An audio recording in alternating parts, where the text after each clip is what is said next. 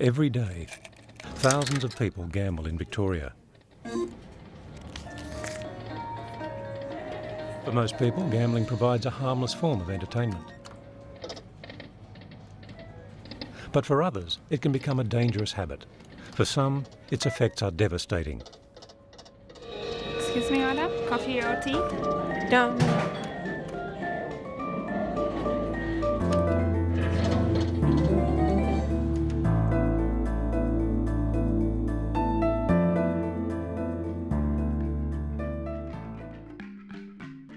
Khalif arrived from Africa 4 years ago with his wife and 2 children. Like many refugees, his qualifications as an engineer were not recognised in Australia. And with limited work experience and little English, Khalif took a job as a taxi driver. He needed money to support his family in Australia and to send back home to his parents. By driving a taxi, Khalif soon found his way around Melbourne. But shift work meant that Khalif rarely socialised with others in his community and only saw his children for short periods at a time. He spent a large part of each day alone.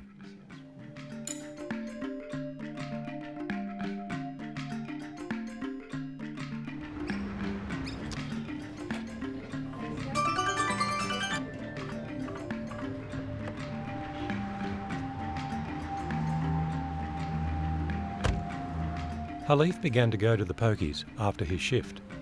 It seemed like a harmless pastime and a part of Australian culture.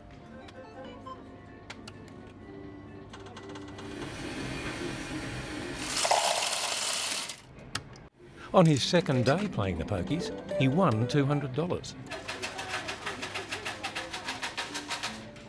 But Khalif's excitement was short-lived. The more money he put into the pokie machines, the more he lost. His wife began to notice that money was missing. Khalif lied about where he was during the day and argued with her whenever she asked him too many questions. كيف ما بتعرف انت قاعد تشتغل مش وانت قاعد تجي متاخر ليه؟ شغال ايوه تاكسي انت فكر شنو نزول بسوق تاكسي كل يوم وطيب القروش فين لو انت قاعد تشتغل ما في قروش ما في حاجه باكل عيال. His children saw less of him. Losing on the pokies meant that Khalif had to work longer hours to earn the money to feed his children, pay his rent and send money back to his family. Each day became longer and longer. Khalif was feeling tired all the time. He could no longer think clearly. At the end of each day, all he could think of was that he might win back his money tomorrow.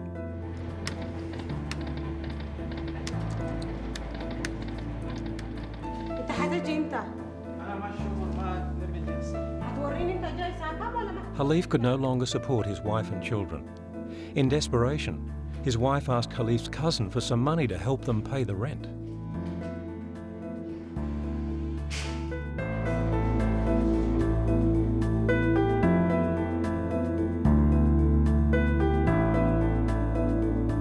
Khalif's despair that he could not support his family was overwhelming. He believed that if he won big, he could make his wife and children believe in him again. Finally, Khalif's cousin Jamal came to visit him and asked what was wrong. Khalif confessed that he could no longer make enough money to help his family. Jamal advised Khalif to go to a financial counsellor, a person who could help him manage his money. At first, Khalif wondered how talking to a man about money could possibly help him with his problems. But the counsellor taught Khalif ways to use his money better. But we'll just see what your expenses are. By understanding how much money he was making, how much he had to spend on essential items like food and rent, and how much was left over to spend on recreational activities. Okay, that's good. So what figures we do today, we'll know that you should be able to manage with and they won't change too much.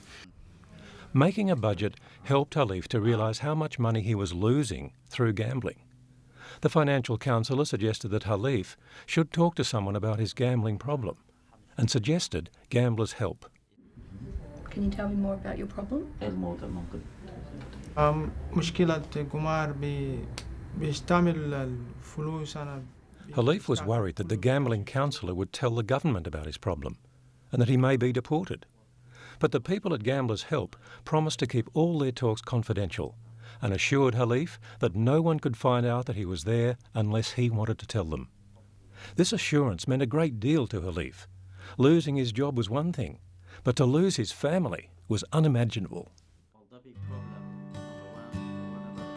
Khalif now has a better understanding about gambling and the risks involved. He understands why he started, and that is helping him to stop. Each day is still a struggle, but his wife is helping him to manage their money, and he is spending more time with her and their children.